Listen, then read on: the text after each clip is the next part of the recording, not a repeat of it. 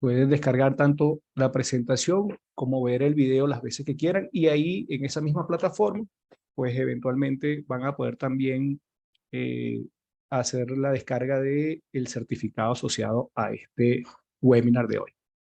También pueden pedir el acceso en la academia a los webinars anteriores porque también están grabados. Este es, digamos, el cuarto, porque nosotros hacemos un webinar al mes totalmente gratuito.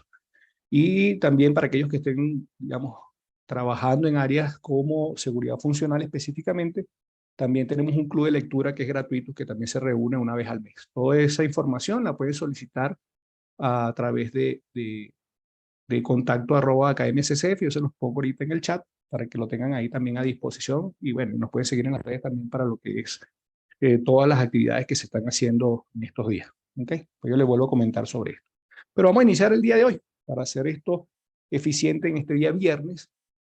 Eh, Mi nombre es Rommel Rodríguez, lo voy a estar acompañando el día de hoy. Yo soy el gerente general de CSF Consultoría en Seguridad Funcional y de la Academia CSF como parte del grupo CSF. El webinar de hoy va a tratar de ver cuáles son esas particularidades de la realización de un análisis de peligros y riesgos, no importando cuál sea la metodología que usted escoja, para que pueda cumplir con los requisitos de lo que se espera de un análisis de peligros y riesgos dentro del marco de la seguridad funcional. Si estamos dentro del marco de la seguridad funcional, pues ese estudio de riesgo tiene unas particularidades porque debe cumplir con unos requisitos específicos, tanto de la normativa asociada a la técnica. Por ejemplo, si está tomando JASOP, sería pues la normativa de JASOP, que es 61682, o tendría que ser también cumplir con los requisitos de ISS 1511, que es la normativa de seguridad funcional. O sea, hay unas particularidades que son las que vamos a discutir en esta hora que nos vamos a reunir. Son alrededor de unos 40 minutos y luego abrimos los micrófonos para que ustedes hagan la consulta. De todas maneras, siéntanse en total libertad de interrumpirme en cualquier punto del webinar para que podamos hacer esto, digamos, más divertido e interactivo, eh, para que sea del beneficio de todos los que hoy están acá con nosotros. Permítame hacer una pequeña introducción de la organización. Nosotros somos CCF Consultoría en Seguridad Funcional, una consultora de seguridad funcional y de riesgo de procesos, que estamos trabajando los temas asociados a todo lo que es riesgo, ingeniería de riesgo desde 2006. Ya tenemos unos cuantos días en esto. Todo nuestro personal, nosotros nos hemos concentrado en el esfuerzo de que puedan tener las competencias necesarias para atender a nuestros clientes, y para eso hemos certificado las competencias de cada quien dentro de las responsabilidades que se manejan, pero adicionalmente para cumplir con los requisitos de la norma ISS 1511, nosotros somos la única consultora en Latinoamérica que tiene un sistema de gestión de seguridad funcional basado en 61511, que es una especie de ISO 9000, pero para trabajar en seguridad funcional. Y hemos tomado los procedimientos más importantes, que son los más comunes que trabajamos con nuestros clientes, y los hemos certificado en Suiza a través de Risnology. ¿Por qué esto es importante? Cuando usted trabaja en seguridad funcional, normalmente la gente tiene la tendencia a comprar hardware o equipamiento que esté certificado. Ese certificado que acompaña ese equipamiento no es más que la garantía de que el fabricante tiene un sistema de gestión de seguridad funcional que minimiza los posibles errores sistemáticos en la fabricación de ese equipamiento. Por eso la norma 61511 tiene un apartado en la parte de gestión que dice que si un proveedor de equipamiento o un proveedor de servicios, como en el caso nuestro como consultoría, tiene alguna responsabilidad o reclama alguna responsabilidad sobre alguna actividad del ciclo de vida de seguridad, debe tener un sistema de gestión de seguridad funcional. Y ya vamos a ver qué marca la diferencia y por qué nosotros tuvimos que impulsar eso dentro de la compañía, al punto que ya nos hicieron la primera auditoría de 5 años de funcionamiento y pasamos sin problema, cosa que nos enorgullece enormemente, porque quiere decir que estamos haciendo las cosas en forma correcta. Lo otro que tiene la organización es que nosotros hacemos nuestras propias herramientas de software para la mayoría de las actividades o herramientas de soporte dentro del ciclo de vida de seguridad. Nosotros tenemos un software para SRS, tenemos un software para LOPA, tenemos un software para gráfica de riesgo, un software para el cálculo de la probabilidad de falla en demanda, y así. hemos estado haciendo nuestras propias herramientas, no tienen nada que enviarle. Este año estamos en el proceso de certificar la herramienta de LOPA a través de el Risnology también, un partner nuestro, para, digamos, dar las garantías de que los productos que se están entregando están de conformidad total con la normativa. ¿Okay? Bueno, tenemos ya unos cuantos proyectos encima y unas cuantas horas de capacitación. Dentro de lo que nosotros hacemos, pues cubrimos 6 unidades de negocio. Una de identificación de peligros y riesgos, que en parte es lo que vamos a discutir hoy, que va desde lo más simple de un checklist hasta lo más complejo que puede ser un QRA o un FERA. Todo lo que tiene que ver con el ciclo de vida de seguridad de los sistemas instrumentados de seguridad. Estamos haciendo mucho énfasis en trabajar con nuestros clientes en la parte de operación y mantenimiento, que es donde hay más debilidades en Latinoamérica, pero también hacemos los estudios correspondientes al inicio o la parte inicial del ciclo de vida. Aplicamos esos mismos preceptos de ciclo de vida para minimizar fallas sistemáticas, tanto para el diseño de sistemas de detección de fuego y gas basado en desempeño, básicamente la realización de un estudio de efectividad de cobertura, y para seguir el mismo ciclo de vida, pero en este caso de seguridad cibernética, a través de ISS 2443, para los estudios de seguridad cibernética de sistemas de control y de protección, o lo que se llama IACS. Además, damos consultoría en gestión de seguridad de procesos y hacemos estudios especiales que van desde Alarm Management hasta sistemas de bloqueo especial o cualquier cosa que implique pensar fuera de la caja para dar una solución particular a un cliente en específico. Desde el punto de vista de la academia, nosotros tenemos 3 programas de formación desde hace mucho tiempo que tienen una colección de cursos separados. De hecho, la semana que viene hay un curso que es el curso de líder LOPA. Se va a dar martes, miércoles y jueves. Y forma parte de una campaña de hacer líder HACCP que se dio en febrero, líder LOPA que se va a dar ahorita en abril, y en junio se va a dar líder Bowtie, y luego iniciamos otra vez el ciclo HACCP, LOPA, Bowtie. Y digamos que esos son los cursos que están abiertos, que están además acreditados por un servicio de acreditación en el Reino Unido, que es CPD. Adelante, Victoria, puedes abrir tu micrófono.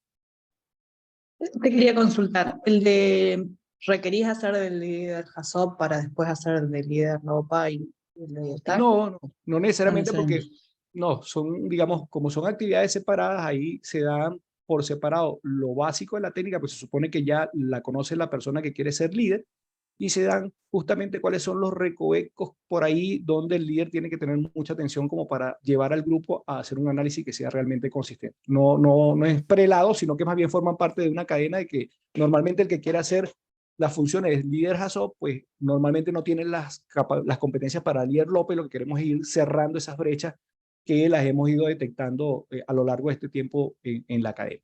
¿Okay? Pero no hay prelación.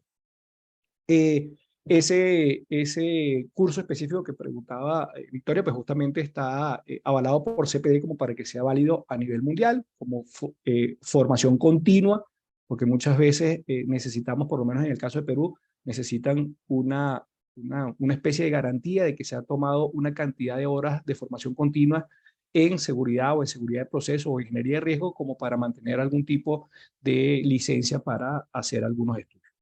Esos programas de formación, perdón, como les decía, tienen una colección de 12 a 20 cursos cada programa. Tenemos un programa de formación en seguridad funcional, un programa de formación en gestión de seguridad de procesos y un programa de formación en ingeniería de riesgo, que tienen cursos particulares. Pero esos cursos nosotros los consolidamos con el apoyo de la Universidad Metropolitana, y se crearon unos diplomados. Esos diplomados están avalados también por CPD para otorgar 144 horas de formación continua, y nosotros ayer tuvimos un conversatorio anoche para el diplomado de seguridad funcional y sistemas instrumentados de seguridad que inicia en junio. Tenemos un diplomado de gestión de seguridad de procesos que inicia ya en abril, en un par de semanas, y uno de ingeniería de riesgo que empieza en julio próximo, Dios mediante. Entonces, disculpen que los haya aburrido con esa introducción, pero es para que conozcan las cosas que vamos a estar teniendo disponibles para ustedes. Ahora sí vamos a entrar en materia particular de este webinar.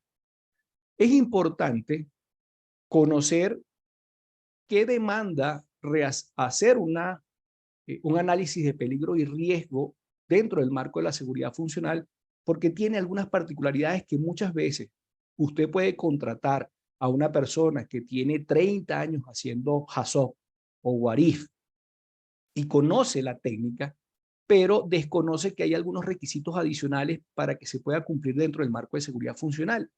Y el documento, por más que la persona tenga las competencias, pues el documento queda con unas no conformidades asociadas al no cumplimiento de los requisitos de la normativa. Cuando se contrata, por ejemplo, una organización como CSF, valga aquí, digamos, la propaganda o la cuña, hay unos procesos adicionales a meramente aplicar la técnica que aseguran que realmente todos esos requisitos de la normativa están expuestos como resultado del ejercicio del PHA. Aquí yo les presento para los que no, digamos, están muy relacionados con lo que es sistemas instrumentados de seguridad. Esto es lo que se llama, la imagen muestra lo que se llama el ciclo de vida de seguridad para los sistemas instrumentados de seguridad. Y básicamente es una forma de trabajo que nos garantiza que no, o que se minimicen, a lo mejor no, pero sí que se minimicen el hecho de que yo esté cometiendo o propagando errores sistemáticos dentro del proceso de diseño, realización y operación de un sistema instrumentado de seguridad. ¿Okay? Entonces, yo desde el punto de vista del ciclo de vida, y me voy a tomar la libertad de tomar unos minutos aquí para explicar algunas cosas, digamos, todo lo que está en esta parte central sería lo que nosotros denominamos actividades técnicas. Quiere decir que hay un orden específico, se define el ciclo de vida de seguridad en términos de cuál es el alcance en este proyecto. Supongamos que nosotros somos una consultora de ingeniería y a mí me están contratando a hacer el diseño del sistema instrumentado de seguridad y yo no voy a estar involucrado en la instalación y puesta en marcha. Entonces mi ciclo de vida va desde acá seguramente hasta acá.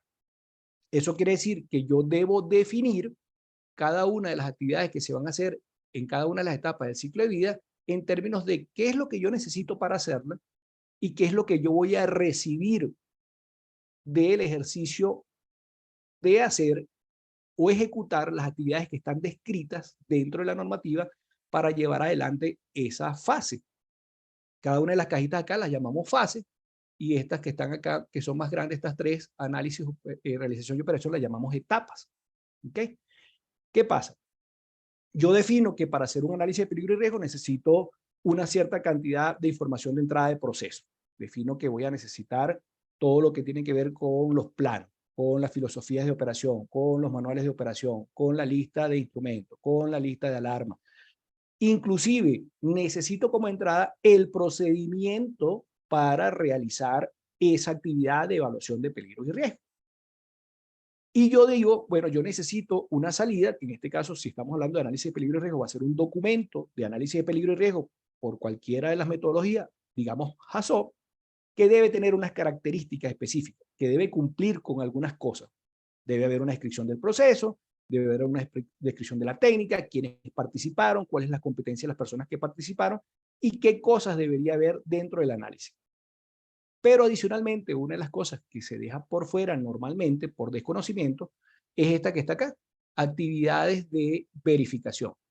¿Qué significa actividades de verificación? Si ustedes ven esta cajita que es transversal para todo el ciclo de vida de seguridad, implica que yo no debería pasar de una etapa de análisis de peligro y riesgo a una etapa de asignación o de una etapa de asignación a una etapa de especificación de requerimiento de seguridad si yo no he cumplido con un proceso de verificación de esa actividad o de esa fase. ¿Qué busca ese proceso de verificación? Ese proceso de verificación no es más que constatar que cada uno de los requisitos de la normativa se cumplen en la ejecución de la actividad.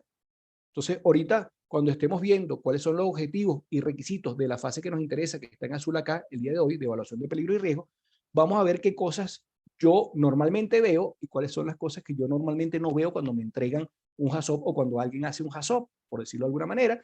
Y entonces empezamos a ver que si eso no está ahí y la norma lo pide, entonces hay una no conformidad. Hay una no conformidad técnica de la aplicación de el hecho de hacer una evaluación de peligro y riesgo que no cumple con lo que dice la normativa. ¿Y qué pasa si no cumple con lo que dice la normativa?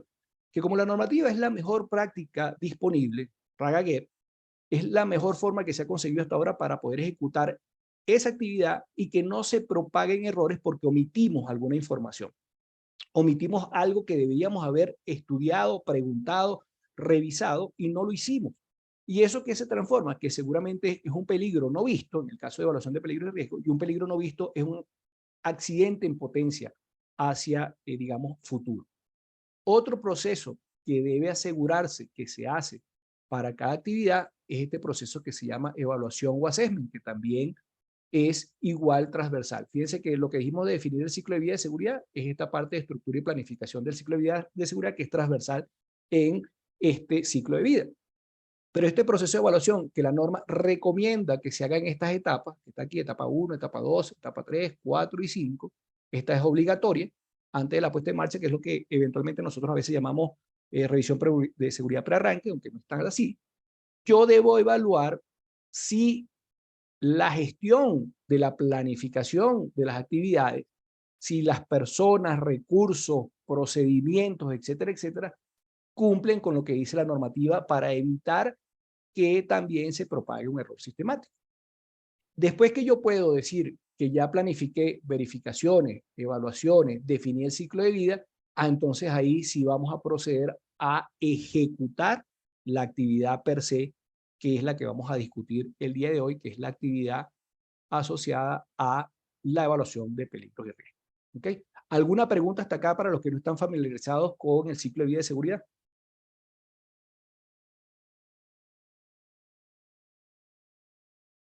Ok, seguimos adelante. Recuérdense que me pueden detener en el momento que ustedes lo deseen.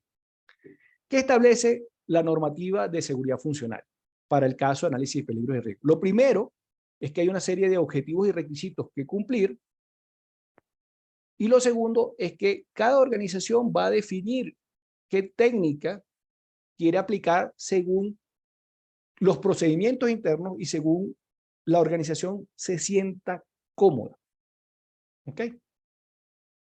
Quiere decir que si en mi organización la gente normalmente hace what if y la técnica se adecua al proceso que yo quiero estudiar, la norma no te va a obligar a usar HACCP, sino que simplemente tú dices, para los procedimientos, para este tipo de procesos, yo puedo usar what if. Hablemos de HACCP como, digamos, como la técnica con mayor difusión, no es la única, ni es la que es mejor tampoco, por decirlo de alguna manera, porque eso va a depender del contexto donde yo la esté haciendo. Lo que sí es que la primera información que debemos tener es que la normativa no establece una técnica. La técnica la establece la organización que desea hacer el estudio, lo establece o en sus normativas internas o lo establece según en la normativa, dependiendo de algunas características del proceso que se quiera analizar. ¿Ok? Entonces yo puedo usar cualquier técnica siempre y cuando la aplicación de la técnica, la aplicación de esa actividad, pues redunde en el cumplimiento de los objetivos y requisitos que están dentro de la normativa de seguridad funcional, que es la norma ISS 1511.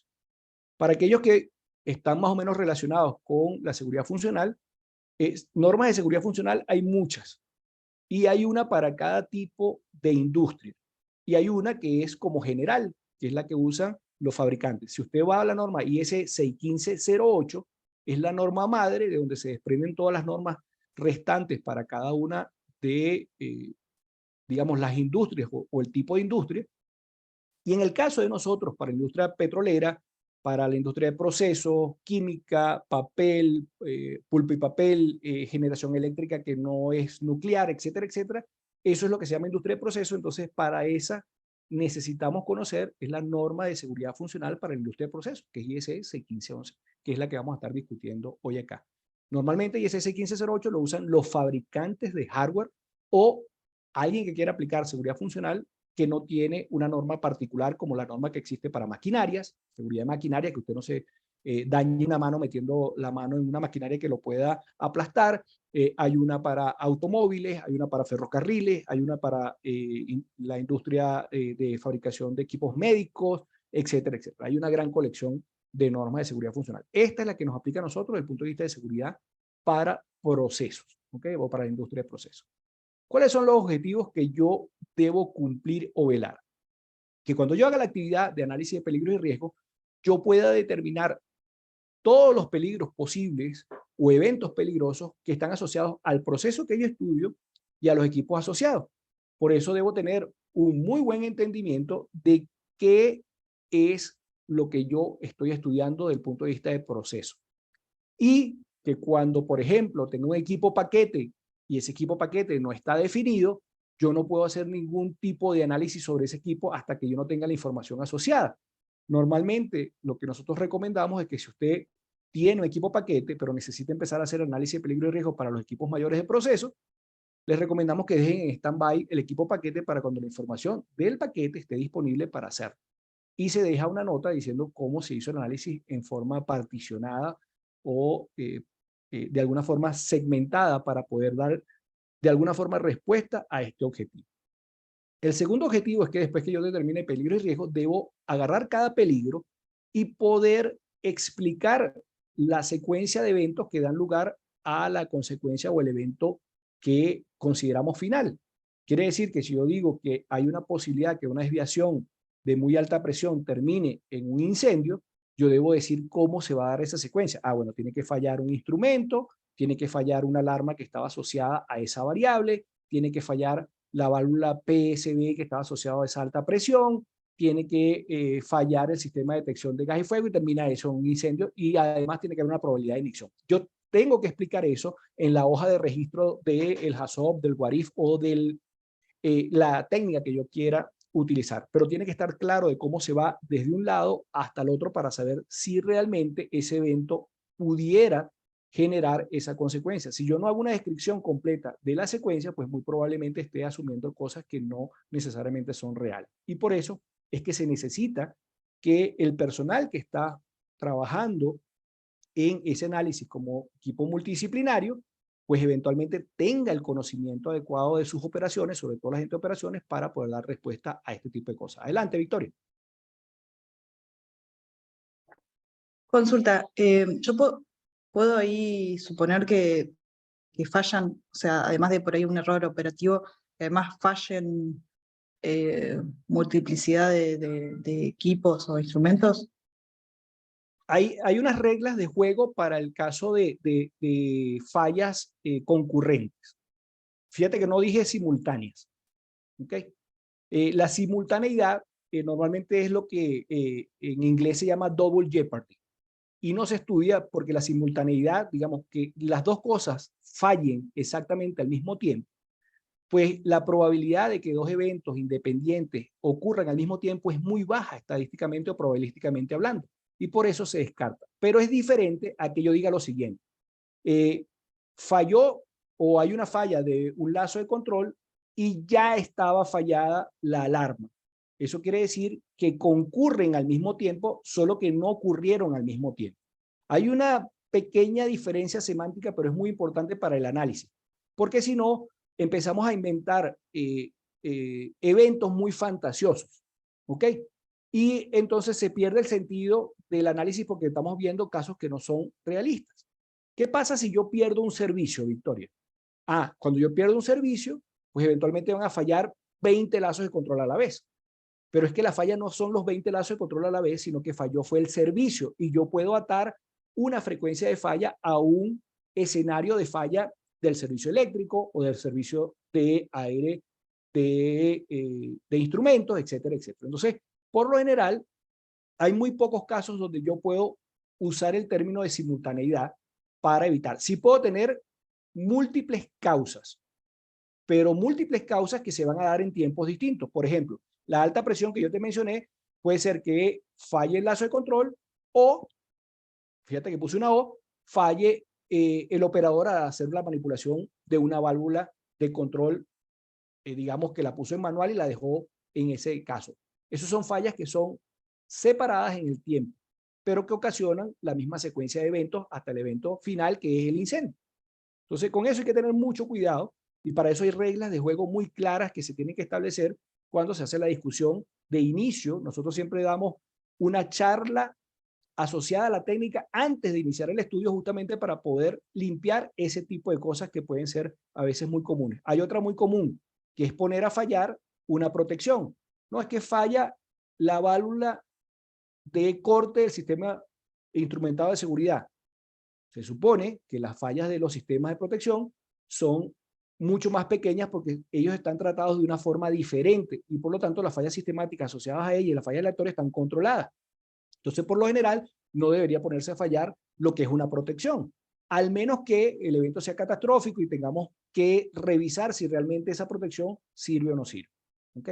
Espero haber con esto haberte ayudado en ese punto particular. Entonces, si no, me vuelve a preguntar. Adelante, Andrés. Hola Rommel, buen día. Buen Gracias día. por compartir esto. Una duda, la normativa 61, digo 6.15.11, los requerimientos para BPCS son muy diferentes respecto a los requerimientos para un SIS. Sí, de hecho, te los voy a comentar cuando empecemos en el tema de los requisitos, que hay un requisito específico para eso. Y lo que sí dice la normativa muy claramente, esto en forma general, es que si vas al concepto de BPCS o el BPCS o el sistema de control dentro del contexto de la normativa, te dice claramente que es un sistema que está hecho para controlar las variables de proceso, mantenerlas en control para la calidad del producto que se está generando y no debe ejecutar funciones instrumentales de seguridad. Y ahí hace una separación total. Una cosa es que tenga una protección y otra cosa es que yo quiera implementar una función instrumental de seguridad dentro del BPCS, porque ahí empiezan a haber problemas de errores sistemáticos. No tiene los diagnósticos que son necesarios, eventualmente las tasas de falla son mayores, etcétera, etcétera. Entonces hay una colección de cosas que hacen que la norma haya puesto de manifiesto que eso no se puede hacer. Una cosa es que yo tenga una capa de protección en el BPCS, una alarma, un lazo de control que se comporta como una reducción de riesgo, pero no una función instrumental de seguridad declarada, porque entonces tendrías que diseñarlo según 6.15.11 y nadie va a hacer eso con un DSS o con un Claro, BPCS. ¿Ok? gracias Rommel. A ti. Entonces, identificamos los peligros, determinamos cómo es la secuencia del evento y luego debemos verificar contra un nivel de tolerancia de riesgo qué tan riesgoso es nuestro proceso. Entonces yo debo determinar el riesgo en forma seguramente cualitativa en esta etapa del PHA para cada uno de los eventos peligrosos. Yo digo, bueno, mi riesgo de proceso es la frecuencia del evento iniciador, en este caso, digamos, la falla que yo estoy estudiando, por la consecuencia que yo estimo sin necesidad de la intervención de ninguna salvaguarda, barrera o capa de protección. ¿Okay? Es como el riesgo inherente de ese proceso. ¿Okay? Y yo eso lo voy a comparar contra mi nivel de tolerancia de la organización y eso me va a dar una brecha de riesgo que puede ser simplemente cualitativa. ¿Ok? Yo después de eso debo determinar si yo necesito hacer una reducción de riesgo, porque puede ser que el riesgo de proceso cumpla con el nivel de tolerancia. Y para yo saber si necesito una reducción de riesgo, pues tengo que hacer una comparación. Y luego de eso, debo determinar, fíjense, aquí hay un concepto que les quiero marcar que se llama funciones de seguridad. Una función de seguridad no es una función instrumental de seguridad. Una función de seguridad, el concepto es la necesidad de realizar una protección. Por ejemplo, cuando yo le decía, tengo la necesidad de proteger por alta presión en este recipiente, yo esa función de seguridad tengo que darle respuesta. Y por eso es que la siguiente fase del ciclo de vida de seguridad de los sistemas instrumentados de seguridad se llama asignación de las funciones de seguridad a las capas de protección que yo tengo disponible en la organización. ¿Ok? Que sería poder hacer esa distribución. Entonces, yo debo determinar si esas funciones de seguridad van a ser necesarias y cuál es la reducción de riesgo efectiva que yo necesitaría para esa función. Y luego debo determinar si eventualmente yo necesito una función instrumental de seguridad. Déjenme borrar acá porque quedó la marca. Si yo dentro de las funciones de seguridad, una vez que yo identifique cómo es que el proceso se está protegiendo, verificar si existe alguna función instrumentada de seguridad que yo la pueda identificar. Solamente la necesidad de que ahí yo pudiera tener una función instrumental de seguridad que debo estudiar a detalle en la siguiente fase del ciclo de vida. Yo hasta aquí simplemente voy a ver si hay una función instrumental existente, si está en la ingeniería, si está en la matriz causa-efecto, si está aplicada en los PNID, etcétera, etcétera. ¿Ok? Y que se supone que yo voy a estar dando respuesta a esa necesidad de la función de seguridad a través de varias capas, incluyendo una capa que es una capa instrumentada, en este caso una función instrumentada de seguridad. Esto desde el punto de vista de los objetivos. Son 6 objetivos que yo debo cubrir. Los repito. Identifico los peligros asociados al proceso y a los equipos de proceso. Determino la secuencia en la cual se van a dar los escenarios. Determino el riesgo. Determino si necesito hacer una reducción de riesgo. Determino si tengo funciones de seguridad para lograr la reducción de riesgo. Y finalmente determino si una de esas funciones de seguridad tiene que ver con una función instrumentada de seguridad y la identifico. Y hasta ahí debería yo cumplir. Eso quiere decir que mi documento de HACCP o de LOPA tiene que tener una forma trazable donde yo vea todo esto, que sí lo tiene normalmente. ¿Okay? ¿Dónde empiezan a haber problemas? Cuando empezamos a ver el detalle de los requisitos.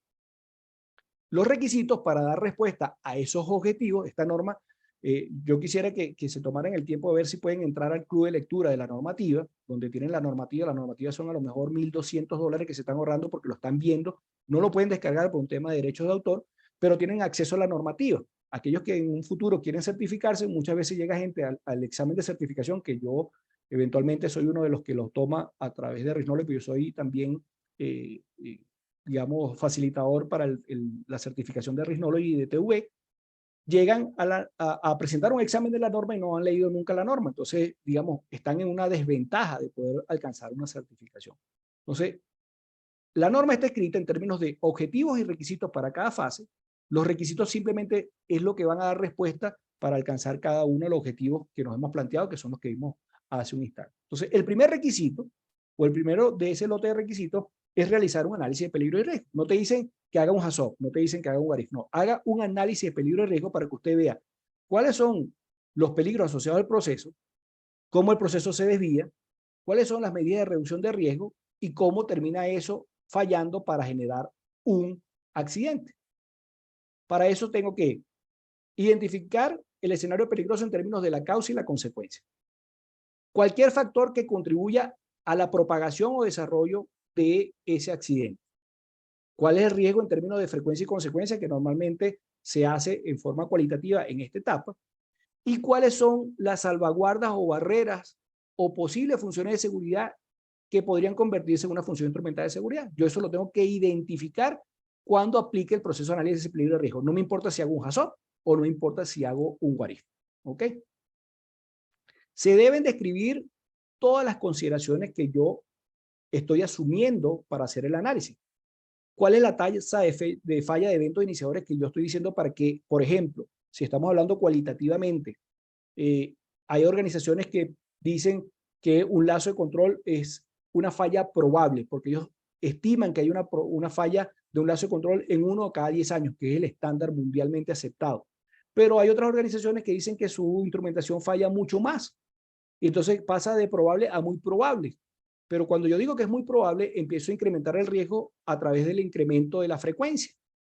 Y resulta que el problema no es un problema de la instrumentación, sino que es un problema sistemático de que no tengo los repuestos, de que no hago el mantenimiento adecuadamente. Entonces estoy cargando un problema sistemático a una frecuencia para un cálculo probabilístico. Y eso no se debe hacer. Por eso es que tiene que estar escrito por qué yo estoy diciendo que la falla de un lazo de control, la frecuencia es tal, o la falla de un operador en una determinada tarea, la estoy considerando tal, y así sucesivamente. ¿Ok? Hay algo bien importante y por eso está en negrita acá. Yo debo analizar el proceso en todos los modos de operación posibles. Y aquí es donde nosotros normalmente conseguimos muchas desviaciones en el proceso de verificación, porque a veces no nos contratan el estudio, pero nos contratan la verificación, y empezamos a revisar los documentos y resulta que nadie preguntó en ese análisis de peligro y riesgo algo que vaya más allá de la operación normal. Nadie preguntó si hay algunas desviaciones particulares en el proceso de arranque de la primera vez o de rearranque cuando yo tuve una parada y tengo que volver a arrancar, que es distinto al arranque inicial. En el arranque inicial tenemos a todo el mundo pendiente del proceso. En un rearranque tenemos nada más el operador que estaba de turno, que se le cayó la planta y tiene que volverla a iniciar. Entonces ahí se generan unos peligros que a pesar de que son transitorios, pues siguen siendo unos peligros de mucho cuidado. Y conocemos por estadística que justamente donde hay mayor probabilidad de un accidente es justamente cuando yo estoy expuesto a una tarea que no es común, como un modo de operación que no es común porque no es largo en el tiempo como el modo de operación normal. Entonces yo tendría que preguntarme qué pasa si hay una parada de emergencia, qué pasa si hay una pérdida de un servicio como el instrumento, como la electricidad, qué pasa si yo tengo que sacar un equipo de mantenimiento, cómo eso me afecta la operatividad o si necesito una función de seguridad para ese caso particular. Y eso normalmente no se está haciendo. Y eso entra en un problema de no conformidad porque usted pudiera en un futuro necesitar una función de seguridad que se transforme en una función instrumental de seguridad para un modo particular como este. ¿Okay? Entonces eso es de mucho cuidado. Otro requisito es que, como hablábamos ahorita, que me preguntaron, hay un tope de el mejor performance que yo puedo asignarle a un sistema básico de control de procesos o un BPCS como evento iniciador. Yo no puedo decir que mi evento iniciador tiene una frecuencia de falla mejor que 1 por 10 a la menos 5 porque de ahí en adelante ya sería declarado como equivalente a un SIL 1, pero yo estoy seguro que ese BPCS no ha sido diseñado de esa forma. Entonces, muchas veces la gente de sistemas de control dice, pero es que mira, yo tengo un sistema de control que es redundante, que eventualmente tiene 3 fuentes de poder distintas y tiene un UPS y además tiene un respaldo de un generador eléctrico, etcétera, etcétera. Pero resulta que eso ataca a lo mejor solamente la probabilidad de falla que es aleatoria, pero hay muchas cosas que no están controladas desde el punto de vista sistemático y por eso la norma pone un tope que asegure que no estemos sobredimensionando nuestras capacidades, en este caso el BPCS, y eso haga que tengamos una falsa percepción de seguridad en cuanto al riesgo. Entonces, hay un límite que debemos respetar. Se debe realizar adicionalmente, que otra de las no conformidades que se consiguen hoy día, un análisis de vulnerabilidades de los sistemas instrumentales de seguridad desde el punto de vista de riesgo físico y de riesgo cibernético. ¿Qué pasa? Puede ser que yo, cuando haga el estudio de PHA, no tenga a un líder que sea competente para llevar tanto el análisis de peligro y riesgo de proceso como un análisis de riesgo cibernético. En ese caso, yo debo dejar por escrito de que eso seguramente va a ir a otro proceso de análisis para un PHA cibernético, un HRLA, un DRLA, que son los análisis que tienen que ver con ese tipo de identificación de vulnerabilidades, o simplemente puedo hacer un nodo especial si tengo las competencias y hago las preguntas ahí, porque en la mayoría de las veces no hace falta mayor análisis. Y si el análisis es profundo, se manda a otro análisis, como cuando, por ejemplo, uno tiene una duda sobre una consecuencia, pues dice, mira, yo prefiero que hagan un análisis de consecuencia para verificar que la consecuencia que estamos diciendo aquí es realmente la que se espera. En el HACCP o el PHA normalmente es un disparador de otras actividades. En este caso, pudiera ser un disparador para actividades de riesgo cibernético. ¿Ok? Pero sí tiene que haber, por lo menos, en el documento que nosotros intentamos hacer el análisis o que ya hemos derivado ese análisis en otra etapa del proceso, de manera que quede abierto en la recomendación para que se le dé cierre antes de seguir en el ciclo de vida de seguridad. Yo presenté un paper en octubre en el CCPS, en la Convención Latinoamericana que fue en Brasil, en Río, justamente para dar unas pautas de cómo hacer o cómo cumplir este requisito particular dentro de los análisis de peligro y riesgo de manera que no se retrabaje tanto. ¿Okay? Pero yo aquí debo ver cómo se afecta la seguridad de todo lo que es, digamos, electrónico, que pudiera tener alguna vulnerabilidad. La gente piensa que es que hay un hacker en un cuarto oscuro con una capucha y 20 computadoras, pero puede ser tan sencillo como que tengamos infectado nos regalaron una memoria USB y la metimos en el computador con el que se hace mantenimiento del procesador del SI y simplemente pasamos un virus de un lado a otro y eso terminó complicando las cosas tan sencillo como eso. Entonces no hace falta, digamos, que eventualmente seamos tan especulativos en este caso, sino tratar de llevar esto a tierra, pero eso tiene que estar declarado en el estudio de PHA y normalmente queda como una no conformidad porque la gente ni siquiera dice que eventualmente se va a hacer en otra etapa. Y finalmente usted tiene que documentar de manera que todos estos requisitos que yo les dije pues estén claramente identificados dentro del documento para que el proceso de verificación sea bastante simple y sencillo. ¿Ok? Para ir cerrando esta parte y abrir las preguntas, esos serían todos los requisitos que usted debe cumplir. Para hacer un PHA exitoso en seguridad funcional, lo primero que usted tiene que saber es cuáles son los objetivos y los requisitos de cumplimiento. Cumplir con lo que sería un buen conocimiento del proceso que nos lleve a adoptar una técnica apropiada, sea cual sea la técnica con que yo me sienta cómoda, y debe haber un procedimiento claro para la aplicación de la técnica de conformidad con la norma. Para aquellos que hacen el diplomado de seguridad funcional y sistema instrumentado de seguridad con CCF, nosotros le regalamos normalmente unas especificaciones de contrataciones que están directamente relacionadas con la normativa, de manera que las contrataciones sean adecuadas a los requisitos de la normativa, bien sea para estudios PHA, para estudios de asignación, para SRS, para diseño, para pruebas, etcétera, etcétera. Eso, digamos, lo entregamos nosotros gratis como parte de lo que se hace y se discute y se ve en ese diplomado. La documentación tiene que estar actualizada y tiene que haber una declaración clara por ejemplo, cuando la documentación no está completa, ¿qué se va a hacer con eso? Por ejemplo, en el caso de un paquete. ¿Qué vamos a hacer con una no conformidad de un paquete que no está completo y no lo pudimos estudiar? Eso tiene que estar bien amarrado dentro del procedimiento de aplicación de la técnica. Eso tiene que estar escrito en algún lado. En seguridad funcional no hay nada al azar. Todo se sabe qué es lo que va a pasar de entrada y qué es lo que yo espero de salida. Por lo tanto, no hay espacio para el error sistemático si nos hemos preparado adecuadamente y tenemos una gestión adecuada sobre la seguridad funcional. Debe haber un equipo multidisciplinario. Si está haciendo un HACCP en particular, el HACCP son los peligros de la operatividad. Es obligatorio que esté alguien de operaciones presente. No puede hacerlo la gente de ingeniería por su propia cuenta para hacer una validación de la ingeniería. No, la validación de ingeniería es una validación que justamente, como lo acabo de mencionar, es de ingeniería, no es de seguridad. Un PHA es una evaluación de seguridad de la operación.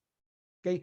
A veces entramos en el tema de que queremos hacer una validación de ingeniería dentro del HACCP, pero eso es un error, porque eventualmente para eso hay otras formas de manejarse dentro de las casas de ingeniería que no deberían esperar a hacer el HACCP. Lo que pasa es que nosotros también entendemos que el HACCP normalmente se vuelve un hito de pago, entonces quieren hacer el HACCP lo más rápido posible porque necesitan cobrar lo que se ha avanzado de la ingeniería. Y esa contratación de esa forma realmente pone mucha desventaja el análisis de peligros y riesgo para hacerlo en forma concienzuda para lo que realmente estamos esperando, que es que entreguemos una instalación no solamente que es funcional desde el punto de vista de que hace lo que tiene que hacer para procesar la materia, sino que además es segura para hacer ese procesamiento.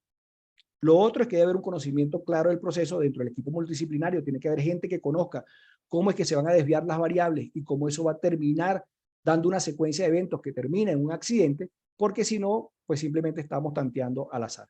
Y básicamente tiene que haber una trazabilidad del estudio hacia los requisitos que están declarados en la normativa. ¿Okay? Para ir haciendo el resumen y poder abrir los micrófonos a ustedes, pues básicamente el análisis de peligro y riesgo debe ser gestionado como cualquier actividad del ciclo de vida de seguridad. Eso quiere decir que tiene que ser verificado, que tiene que cumplir con un assessment, tiene que estar dentro de una planificación que le permita a las personas saber cuáles son sus responsabilidades para ese caso particular, cuáles son las herramientas que tiene disponible, cuándo tiene que hacerlo, qué personal tiene disponible para poder ejecutar la actividad y cuándo se van a hacer las verificaciones, con qué procedimiento, cuándo se van a hacer las actividades de assessment, con qué procedimiento, etcétera, etcétera. Se debe seleccionar una técnica en función de la profundidad del análisis. A veces usted tiene un PHA donde está viendo toda una refinería y quiere aplicar HACCP, pero cuando va con esa técnica de HACCP a la parte de manejo de vapor, es tan complejo tratar de analizar un sistema, un servicio como el vapor a través de un HACCP, que es preferible ver ese nodo con otra técnica como un WARIF, que sea un poco más simple y que nos permita obtener el resultado que queremos, que es que en un tiempo perentorio podamos tener los resultados de cuáles son los peligros a los que yo me estoy exponiendo y cómo los vamos a controlar. Entonces, por eso es importante que la técnica esté bien adecuada a la profundidad del análisis para el tipo de proceso que se está estudiando. ¿Okay? Todos los objetivos y requisitos de la norma son obligatorios. No me puedo saltar alguno. No puedo decir que no hice nada con la parte de vulnerabilidad cibernética, que ni siquiera la nombré en el documento. No puedo ver que no estudié todos los modos de operación. No puedo ver que no tengo lo que asumí para decir que hay una frecuencia que es mayor que otra y por qué, etcétera, etcétera. Eso tiene que estar dentro del documento para que sea trazable a las actividades que se están haciendo y que debe haber una trazabilidad hacia lo que se hizo en el estudio y el seguimiento y cierre de recomendaciones por parte de los que son responsables. Nosotros damos como recomendación siempre que se revise las competencias del personal. A veces pedimos personal para hacer el PHA y nos mandan al primer operador que tienen o un operador para que aprenda el proceso mientras que se hace el PHA. Y yo necesito más bien en el PHA el mejor operador para que pueda definir cómo es que el proceso se va a desviar. Que en esa oportunidad pueden también mandar a un operador Nobel para que aprenda, eso es otra cosa. ¿Ok?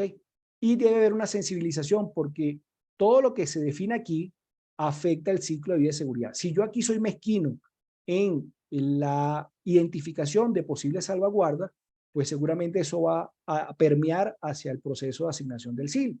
Entonces debe haber una sensibilización de que todo lo que hagamos aquí tiene un efecto particular de dinero específico, tanto en la reducción de riesgo como en la inversión capital que se va a hacer para el sistema instrumentado de seguridad más adelante. Y para eso nosotros debemos desarrollar herramientas consistentes para ver cómo se hace el procedimiento de las actividades, cómo se evalúan a los facilitadores y a los secretarios que van a estar inmiscuidos en este proceso, cómo se debería hacer la contratación para que se asegure que si yo no lo estoy haciendo en casa, sino que lo estoy contratando, el producto que yo reciba esté de conformidad con la norma, y tiene que haber claramente especificado cómo se va a manejar la información que no está definida, como por ejemplo que les he nombrado ya varias veces, el tema de los equipos paquetes.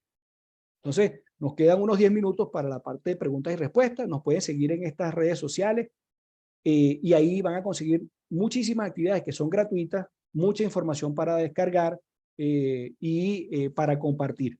¿Okay? Y eventualmente nosotros estamos también haciendo algunas actividades particulares para los equipos de trabajo de las consultoras. Tenemos una colección de charlas gratuitas que se hacen para las consultoras y para los equipos finales en equipos de trabajo, que simplemente se establece con unos 15, 20 días de antelación, y eso pueden tener acceso a ese tipo de información en forma gratuita. Eso es parte de nuestro trabajo. Aquí está donde pueden conseguir el contacto de academia y el contacto de SCF.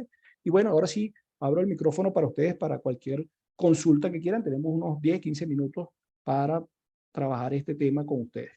Yo voy a encender mi cámara, no se vayan a asustar, y así podemos hacer que esto sea un poco más personalizado. No sé si tienen alguna pregunta, o les pregunto yo y ustedes me responden, también esa sirve. Yo no sé si alguna vez habían visto el proceso de verificación. Eso siempre me intriga cuando yo doy estos webinars. Si alguna vez lo habían visto o si alguna vez ha llegado a las manos de ustedes un proceso de verificación de un estudio de este tipo, o de un LOPA o de cualquier otro.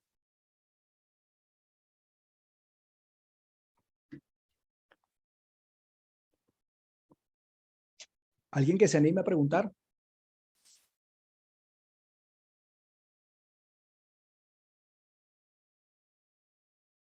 Victoria, estuviste a punto, abriste tu micrófono. No, es eso, que la verdad que no había visto la parte de esa de verificación que hablábamos por ahí ayer, que participamos de una reunión de verificar, y por ahí a veces como que esto de que los mantenimientos, cuando se saca de un instrumento fuera para hacer mantenimiento, que sí se sigue operando, ¿no? Claro. Y fíjate, por ejemplo, sacamos un equipo para un mantenimiento por unas 4 horas. El equipo pertenece al sistema instrumentado de seguridad. Pero en ningún lado está escrito en la especificación de requerimiento de seguridad qué sucede en esas 4 horas. ¿Qué debo hacer yo? En la SRS, si se hace bien, debe haber un paliativo, que es lo que se llama una medida de compensación, que es que el operador tiene que estar pendiente del transmisor fulano de tal en el sistema básico de control del proceso por el periodo que esté fuera de servicio este instrumento. De manera que él, de alguna forma, dé la reducción de riesgo que yo estoy quitando en ese momento. Y en el cálculo de la probabilidad de falla en demanda, yo debo estimar cuánto tiempo voy a hacerle mantenimiento a cada instrumento, porque eso va al cálculo. Recuérdense que la probabilidad de falla en demanda es que no tenga disponible la función para hacer su trabajo en un tiempo determinado. Entonces, ¿cuál es la probabilidad? Dentro de esa probabilidad es que la probabilidad es que esté o en mantenimiento o que esté fallado. También es lo mismo para efectos de la seguridad, no está disponible la seguridad. Yo tengo que meter eso en el cálculo, pero si no lo puse en la SRS, pues eventualmente no voy a meterlo en el cálculo. De ahí tan importante que las cosas vayan en un orden específico. Entonces, ese orden específico empieza adecuadamente cuando hacemos en forma concreta según la normativa, pues un buen estudio de análisis de peligros de riesgo. Hay gente que dice, pero ¿para qué yo voy a estudiar otro modo de operación? Yo les puedo poner ejemplos. Nosotros tenemos ejemplos de, están haciendo una planta de compresión y hacen los estudios de riesgo cada vez que están en el proyecto de meter uno de los 4 compresores que se supone van a estar al final de esa instalación. La función instrumental de seguridad de descarga, de presión de descarga y de volumen de descarga de esa instalación varía en función de que esté en mantenimiento 1, 2 o 3 compresores. Esa función es dinámica. Yo no puedo verla, ni puedo cambiar el set, ni puedo estudiarla si yo no conozco que esos compresores pueden salir de mantenimiento. Y esa función cambia solamente cuando salen de mantenimiento o a reparación. Entonces, si yo no estudio otro modo de operación, yo no me doy cuenta de eso. Por ponerles un ejemplo. Víctor, pero si tienes problema con el micrófono, puedes escribirnos en el chat cualquier pregunta. Y yo la leo y la comparto. Adelante, Andrés. Abre tu micrófono. Hola, Rommel. Salí a mitad del webinar a otra reunión, entonces no sé, quizás lo mencionó. En un análisis de riesgo de proceso, si estamos evaluando un escenario y vemos de que el evento iniciador no está asociado a un BPCS, ¿cómo podríamos tomar 2 créditos por BPCS? Y Ese es ese súper es el interesante. 1511 que nos comenta. Sí. Eso es súper interesante, pero eso, digamos, no es el proceso de PHA, es el proceso de asignación de las funciones de seguridad de las capas de producción que vamos a ver seguramente en un webinar más adelantico. Debe ser, creo que el webinar de mayo o de junio. Pero te explico una vez ya que está la pregunta. Yo no es que puedo tomar 2 créditos por el IPCS. Y la norma es muy clara en eso. ¿Qué pasa? Cuando yo tomo crédito de algún lazo de control concreto que hace una reducción de riesgo sobre ese escenario, vamos a suponer, paró mecánicamente un compresor y genera un problema aguas abajo, aguas arriba de sobrepresión. Si yo tengo un lazo de control que es el PC121 con nombre y apellido, que hace una descarga de esa sobrepresión al tubo del gasoducto, por poner un ejemplo, yo le puedo dar crédito de un crédito de reducción de riesgo a ese lazo de control con nombre y apellido, no al IPCS, al lazo de control. Entonces, en ese lazo de control, yo lo tengo que tomar, ponerlo en una cesta especial, que es una capa de protección que reduce riesgo, y va al programa de integridad mecánica de la instalación dentro del marco de PCM para que sea tratado en forma especial. Ya ese lazo de control no puede ser tratado como los otros lazos de control. Y para eso hay una normativa que es la ISA 8491, donde se dice cómo se identifica todo lo que reduce riesgo que es automatizado, alarmas, interlock, lazo de control, etcétera, etcétera, y te da unos lineamientos para eso. ¿Okay? ¿Qué pasa? Si yo tuviese otro lazo de control distinto al PC100 que les acabo de nombrar ahorita, que hiciera una reducción de riesgo sobre ese mismo evento y que fuese independiente del PC100, yo pudiera tomar otro crédito, pero otro crédito para ese PC1000, que es otro lazo de control diferente. Entonces, no es que tomo 2 créditos para el BPCS, sino que tomo un crédito para un lazo de control en el BPCS y otro crédito de otro lazo de control en el BPCS si hay suficiente segregación para decir que la probabilidad de falla común es suficientemente baja. Eso quiere decir que a lo mejor van a estar en rack de controladores diferentes, en I/O diferente, en un camino de cableado diferente, etcétera, etcétera, de manera que no haya una sola falla que lleve al traste al PC100 y al P1000, que hacen una reducción de riesgo porque tienen una acción sobre esa sobrepresión. Esa es la única forma que dice la normativa que uno puede hacer eso. Muchísimas gracias, Rommel. Ojo, gracias a la pregunta de Andrés, para que tengan en cuenta alguna cosa. Uno nunca puede decir que va a tomar un crédito de reducción de riesgo del BPCS, porque eso no existe. Tiene que decir usted con nombre y pelos y señales qué lazo usted está diciendo que reduce el riesgo. Porque quien va a tener el crédito es ese lazo de control para que después yo le pueda hacer seguimiento como capa de protección y pueda mantenerlo en el tiempo y así pueda él dar la reducción de riesgo que yo voy a estar encima de él haciéndole mantenimiento, separándolo, haciendo una frecuencia de mantenimiento mayor que el resto de los lazos de control, poniéndole una pintura especial para que la gente sepa que eso es de seguridad y que no es cualquier lazo, etcétera, etcétera. ¿Okay? Víctor nos pregunta lo siguiente. Hablaste de la probabilidad de falla del BPCS. Se toma en consideración los MOS y POS como una falla por error y se considera la falla total del BPCS en caso de un PLC que administre varias funciones de control. Normalmente, cuando uno ve un evento iniciador, el evento iniciador normalmente está asociado, cuando es relacionado al sistema básico de control, a un lazo de control. O sea, yo nunca pongo a fallar el BPCS como en forma genérica. Es lo mismo que estábamos hablando ahorita para el caso de la protección. En este caso yo tengo que decir es que falla un lazo en específico. Si yo digo que falla la totalidad del BPCS, es básicamente una falla de servicio. Y si falla el BPCS completo, pues eventualmente todo el mundo se supone que debería ir a falla segura. Entonces, crea un problema. Nosotros debemos hacer los análisis identificando un peligro a la vez.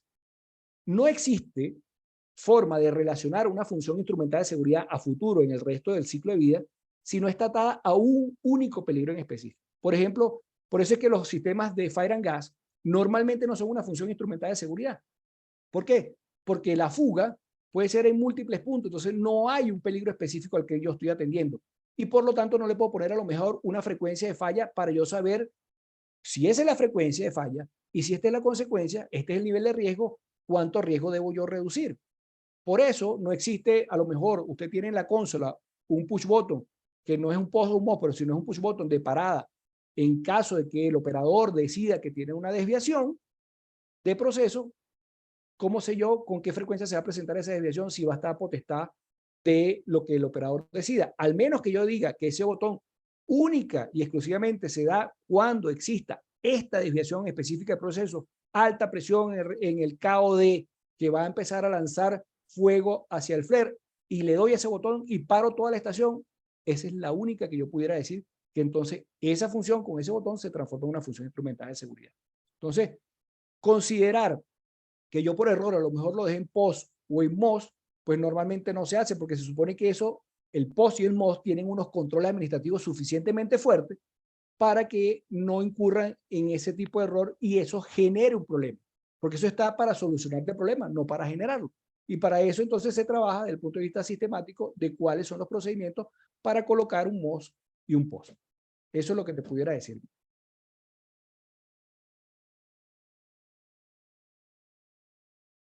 ¿Alguna otra pregunta?